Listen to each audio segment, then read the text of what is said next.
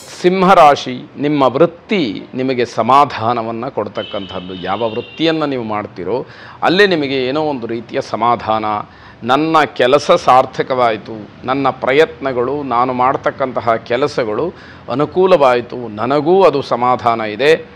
ಯಾರಿಗೆ ನಾನು ನ್ಯಾಯವನ್ನು ಒದಗಿಸಬೇಕಾಗಿತ್ತೋ ಆ ಕರ್ತವ್ಯವನ್ನು ನಾನು ಮಾಡಿದ್ದೇನೆ ಅಂತಕ್ಕಂತಹ ಆತ್ಮತೃಪ್ತಿ ನಿಮಗೆ ಸಿಕ್ಕುವಂತಹ ದಿವಸ.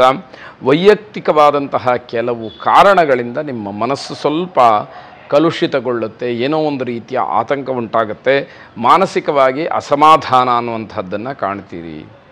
ನಿಮ್ಮ ವೈಯಕ್ತಿಕವಾದಂತಹ ವಿಚಾರ ಅದು, ಅದನ್ನು ನೀವು ಹೇಗೂ ಗಣನೆಗೆ ತೆಗೆದುಕೊಳ್ಳಬಹುದು. ಬೇಡದೇ ಇರತಕ್ಕಂತಹ ವಿಚಾರವಾದರೆ ಅದನ್ನು ಕೈ ಬಿಡತಕ್ಕಂತಹದ್ದಾಗುತ್ತೆ. ನಿಮ್ಮಿಂದ ಯಾರು ಅವಮಾನಕ್ಕೊಳಗಾಗಿರ್ತಾರೋ ಅಂಥವರು ನಿಮ್ಮನ್ನು ಅವಹೇಳನ ಮಾಡ್ತಕ್ಕಂತಹ ಸಾಧ್ಯತೆ ಇದೆ. ಯಾರನ್ನೋ ನೀವೇನೋ ಹೊಂದಿರ್ತೀರಿ, ಅವರಿಗೆ ಅವಮಾನವಾಗಿರುತ್ತೆ. ಅಂಥವರು ಸಮಯವನ್ನು ಕಾಯ್ದು ಮತ್ತೆ ನಿಮಗೆ ಅವಮಾನವನ್ನು ಮಾಡೋದಕ್ಕೆ, ಅವಹೇಳನವನ್ನು ಮಾಡೋದಕ್ಕೆ ಕಾಯ್ತಾ ಇರ್ತಾರೆ ಅಂತಕ್ಕಂಥದ್ದು.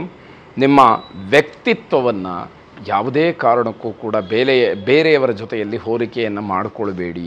ನಿಮಗೆ ನೀವೇ ಸಾಟಿ ಅನ್ನುವಂಥದ್ದು ನಿಮಗೆ ಚೆನ್ನಾಗಿ ಅರ್ಥ ಆಗಿರಲಿ. ಅಥವಾ ಬೇರೆಯವರ ಒಂದು ಸಾಧನೆಯನ್ನು ಅಥವಾ ಬೇರೆಯವರ ಅಭಿವೃದ್ಧಿಯನ್ನು ನೋಡಿ ಅಥವಾ ಬೇರೆಯವರ ಗುಣಮಟ್ಟವನ್ನು ನೋಡಿ ನಾನು ಹೀಗಾಗಲಿಲ್ವಲ್ಲ ಅಂತ ಹೇಳಿ ಹೋಲಿಕೆ ಮಾಡಿಕೊಳ್ತಕ್ಕಂಥದ್ದು ಸರ್ವಥೇಪಿ ಒಳ್ಳೆಯದಲ್ಲ.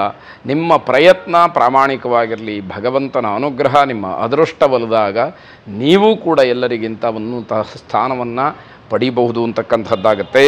ನಿಮ್ಮ ಕೋಪ ನಿಮಗೆ ಒಂದಷ್ಟು ತೊಂದರೆ ಮಾಡಬಹುದು. ಕೋಪದ ಬಗ್ಗೆ ಸ್ವಲ್ಪ ಗಮನ ಇರಲಿ, ಎಚ್ಚರಿಕೆಯನ್ನು ವಹಿಸಿ. ಕೋಪದ ಕೈಗೆ ಬುದ್ಧಿಯನ್ನು ಕೊಟ್ಟು ಆಗತಕ್ಕಂತಹ ಒಳ್ಳೆಯ ಕೆಲಸಕ್ಕೂ ಕೂಡ ತೊಂದರೆಯನ್ನು ಮಾಡಿಕೊಳ್ತಕ್ಕಂಥದ್ದು ಖಂಡಿತವಾಗಿ ಬೇಡ ಅಂತ ಅರ್ಥ.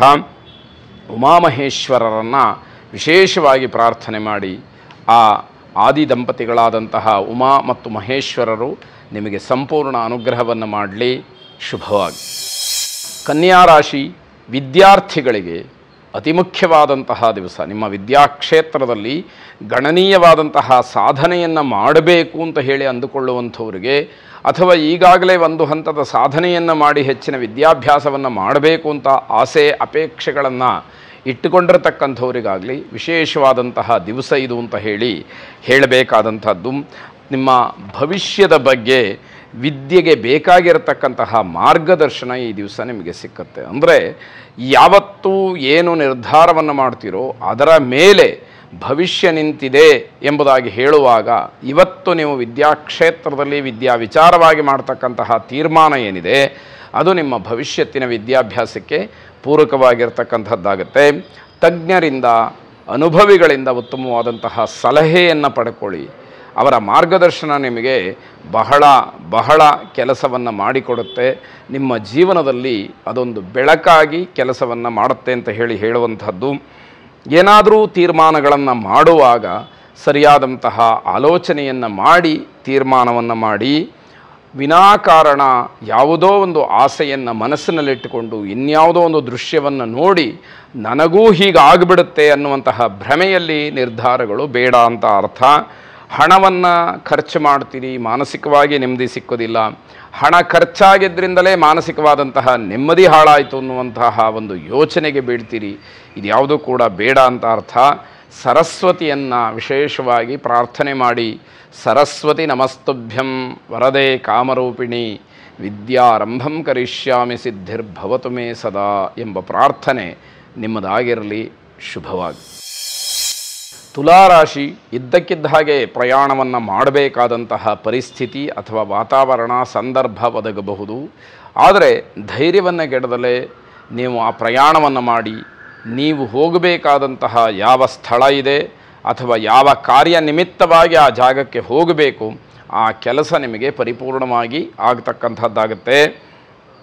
ಬೇರೆಯವರ ಸಹಾಯಕ್ಕೋಸ್ಕರವಾಗಿ ಪ್ರಯಾಣವನ್ನು ಮಾಡುವಾಗ ಎಚ್ಚರಿಕೆ ಇರಲಿ. ಯಾರ ಜೊತೆಯಲ್ಲೋ ಹೋಗಿ ಯಾರದ್ದೋ ಕೆಲಸಕ್ಕೆ ನೀವು ಪ್ರಯಾಣವನ್ನು ಮಾಡಿ ಅವರಿಗೆ ಸಹಾಯವನ್ನು ಮಾಡ್ತೀನಿ ಅಂತ ಹೇಳಿ ಹೋಗುವಾಗ ಸ್ವಲ್ಪ ಎಚ್ಚರಿಕೆಯನ್ನು ವಹಿಸಬೇಕು. ವಾಹನದಲ್ಲಿ ಹೋಗುವಾಗಲಿ ಅಥವಾ ವಾಹನ ಚಾಲನೆಯನ್ನು ಮಾಡುವಾಗಲಿ ಬಹಳ ಎಚ್ಚರಿಕೆ ಇರಬೇಕಾಗತ್ತೆ.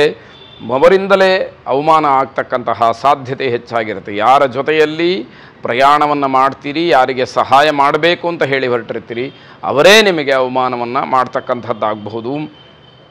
ಬೇರೆಯವರ ಕೆಲಸದಿಂದ ನಿಮಗೆ ಅವಮಾನವಾಗುತ್ತೆ. ಹಾಗಾಗಿ ನಿಮ್ಮ ಪಾಡಿಗೆ ನೀವಿರತಕ್ಕಂಥದ್ದು, ಯಾರಾದರೂ ಬಂದು ಸಲಹೆಗಳನ್ನು ಕೇಳಿದರೆ, ಸಹಾಯವನ್ನು ಕೇಳಿದರೆ, ನಿಮ್ಮ ಕೈಲಾದಷ್ಟು ಸಹಾಯವನ್ನು ಯೋಗ್ಯವಾದಂತಹ ಕೆಲಸಕ್ಕೆ ಮಾಡಿ ಅನ್ನುವಂಥದ್ದು ಅಷ್ಟೇ. ಬಿಟ್ಟರೆ ಯಾರಿಗೋ ನಾನು ಜೀವನವನ್ನು ಸರಿ ಮಾಡ್ತೀನಿ, ಅವರಲ್ಲಿ ಆಗಿರತಕ್ಕಂತಹ ತಪ್ಪುಗಳನ್ನು ತಿದ್ದಿ ಅವರನ್ನು ಉತ್ತಮವಾದಂತಹ ವ್ಯಕ್ತಿಯನ್ನು ಮಾಡ್ತೀನಿ ಅನ್ನುವಂತಹ ಭ್ರಮೆ ಖಂಡಿತವಾಗಿ ಬೇಡ ಅಂತ ಅರ್ಥ.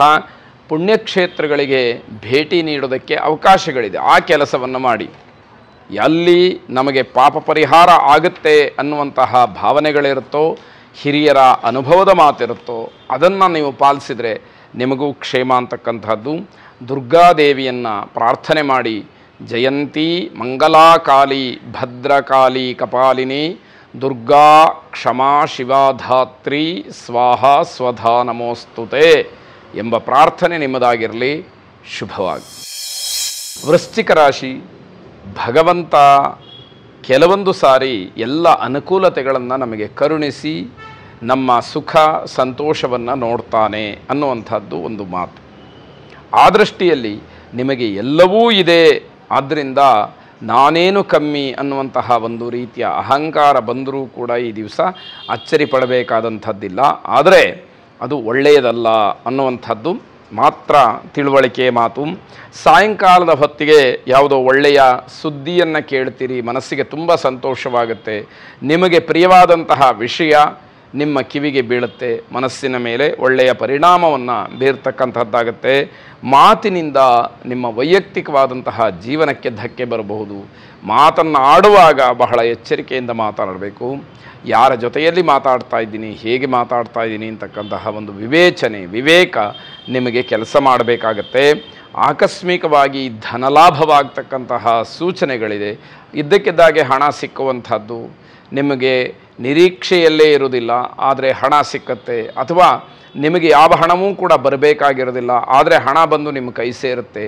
ಈ ರೀತಿಯ ವಿಶೇಷತೆಗಳು ಈ ದಿವಸ ನಡೀಬಹುದು ಅನ್ನುವಂಥದ್ದು. ಕೆಲಸದಲ್ಲಿ ತುಂಬ ಒತ್ತಡ ಇರತಕ್ಕಂತಹ ದಿವಸವಾಗುತ್ತೆ.